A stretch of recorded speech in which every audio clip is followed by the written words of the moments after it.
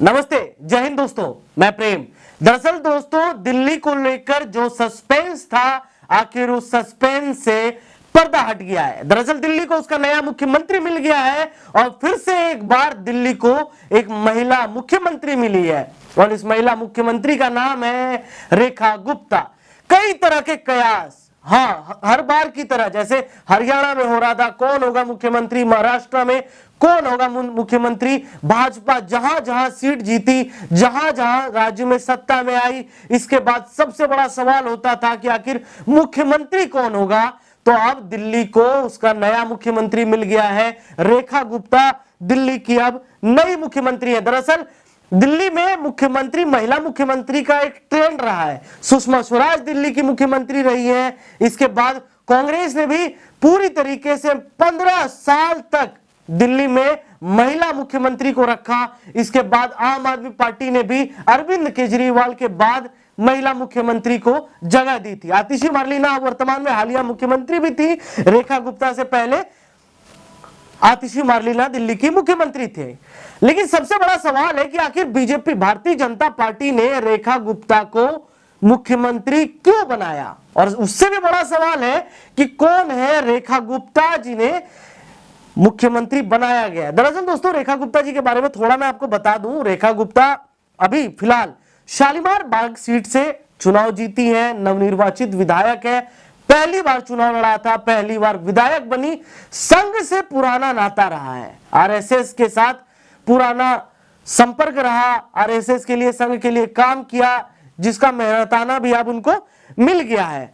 अच्छा, एक बात और मैं आपको बताऊं कि इसमें जो सबसे बड़ी बात है, हमारे पास जो डिटेल है उसके मुताबिक कि प्रवेश वर्मा ने रेखा गुप्ता के नाम का प्रस्ताव रखा था। हाँ, वही प्रवेश वर्मा जिनका सबसे ज्यादा कयास लगाए जा रहे थे कि प्रवेश वर्मा दिल्ली के मुख्यमंत्री होंगे क्योंकि उन्होंने अरविंद केजरीवाल को हराया था। तो ऐसा अब निकलकर जो इनसाइड वाली बातें निकलकर सामने आ रही है कि प्रवेश वर्मा ने रेखा गुप्ता का नाम सामने रखा था, जिसके बाद इस पर मुहर लग गई है। रविशंकर प्रसाद और धनखड़ जी को प्रदेश कार्यालय में केंद्रीय पर्यवेक्षक नियुक्त किया गया था। इन दोनों ने भी रेखा गुप्ता के नाम पर मुहर लगाई। विधायकों ने भी इस पर पूरी सहमति जता दी थी, जिसके बाद ये पूरी चीजें जो है अब दिल्ली को एक महिला मुख्यमंत्री मिल चुकी है। लेकिन अब आपको बताता हूं कि आखिर वो क्या वजह रहे जिनके तहत रेखा गुप्ता को मुख्यमंत्री बनाया गया। तो इसकी 3 वजह ओवरऑल निकलकर सामने आती है। पहली वजह जो है कि बीजेपी ने दिल्ली में एक बार फिर से महिला मुख्यमंत्री को देकर महिला कार्ड खेला है। जी हाँ दोस्तों, दिल्ली में एक बार फिर से महिला कार्ड खेलने की कोशिश की गई है बीजेपी के द्वारा, क्योंकि ऐसा देखा जाता है कि दिल्ली के अंदर जो है महिला मुख्यमंत्री की स्वीकार्यता ज्यादा है। तो इस वजह से ये चीजें बीजेपी ने भी अपनाई, ये टैक्टिक्स अपनाई।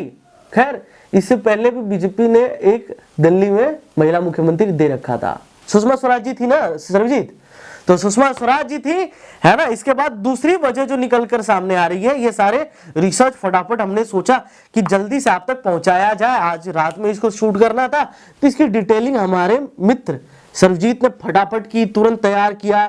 हमारे टैब पे तुरंत सारी डिटेल भर के रख दी कि प्रेम आप आइए और इसको शूट कीजिए, जैसे हो पाए जल्दी जल्दी शूट कीजिए, हमारे दर्शकों को पूरी इनसाइड कहानी बताइए। अब आपको बताता हूं हमारे जो रिसर्चर है सर्वजीत, उनके मुताबिक क्या वजह रही है। दूसरी वजह रही है कि वैश्य समाज से आती है रेखा गुप्ता। दरअसल हमारी जब चर्चा हो रही थी, हम लोग बैठकर, जब एक दिन परसों हम लोग बैठकर बातचीत कर रहे थे, हम सोच रहे थे कि आखिर दिल्ली के मुख्यमंत्री कौन होगा।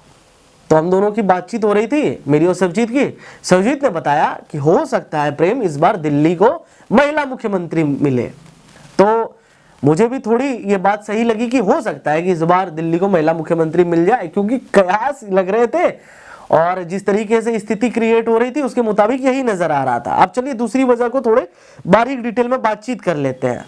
रेखा गुप्ता को मुख्यमंत्री बनाकर वैश्य समाज यानी कि ओबीसी कम्युनिटी को भाजपा ने साधने की कोशिश की है, क्योंकि रेखा गुप्ता खुद वैश्य समाज से आती है, ओबीसी कम्युनिटी से आती है और ओबीसी वोट बैंक पर बीजेपी ने अपनी पकड़ मजबूत करने की कोशिश की है। चलिए अब आपको एक बात बताता हूं कि तीसरी वजह, लेकिन इसकी वजह, ये वजह तो मैंने शुरू में ही आपको बता दी। हाँ, तीसरी वजह यही है कि संघ से करीबी। दरअसल 30 साल से रेखा गुप्ता संघ के साथ जुड़ी रही हैं, इसका आखिर रिवार्ड मिल गया उनको। जब छात्र राजनीति में, पॉलिटिक्स में सक्रिय रही थी रेखा गुप्ता, उस समय से ही दिल्ली की जो है पॉलिटिक्स में एक्टिव हो गई थी, संघ के साथ लंबा जुड़ाव रहा था। संघ के साथ, उसके साथ साथ भाजपा दिल्ली महिला मोर्चा की महासचिव रह चुकी हैं, राष्ट्रीय कार्यकारिणी की सदस्य के रूप में भी उन्होंने कार्य किया है। और आपको एक बात मैं बताऊं कि रेखा गुप्ता दिल्ली की भले ही 8वीं मुख्यमंत्री है, लेकिन इस मुख्यमंत्री की पूरी फहरिस्त मैं आपको बताता हूं कि दिल्ली में इससे पहले आतिशी थी जो हाल में मुख्यमंत्री थी, इससे पहले अरविंद केजरीवाल मुख्यमंत्री थे, शीला दीक्षित, मतलब शीला दीक्षित भी महिला मुख्यमंत्री, सुषमा स्वराज महिला मुख्यमंत्री, उससे पहले साहिब सिंह वर्मा, मदन लाल खुराना, गुरमुख निहाल सिंह, ब्रह्म प्रकाश को मुख्यमंत्री बनने का मौका मिला था। ये सारे मुख्यमंत्री दिल्ली के रह चुके हैं, लेकिन अब 8वीं बार दिल्ली की नई मुख्यमंत्री रेखा गुप्ता होंगी।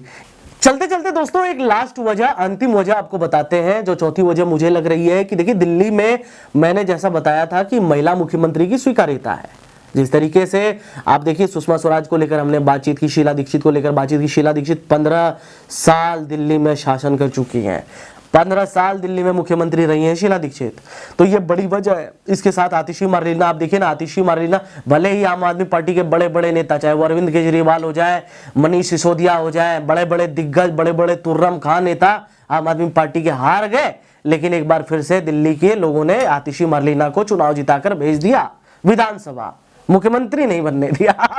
तो ये बड़ी वजह है। लेकिन इन सब के साथ सबसे बड़ी बात है कि दिल्ली को एक बार फिर से महिला मुख्यमंत्री मिल गई है।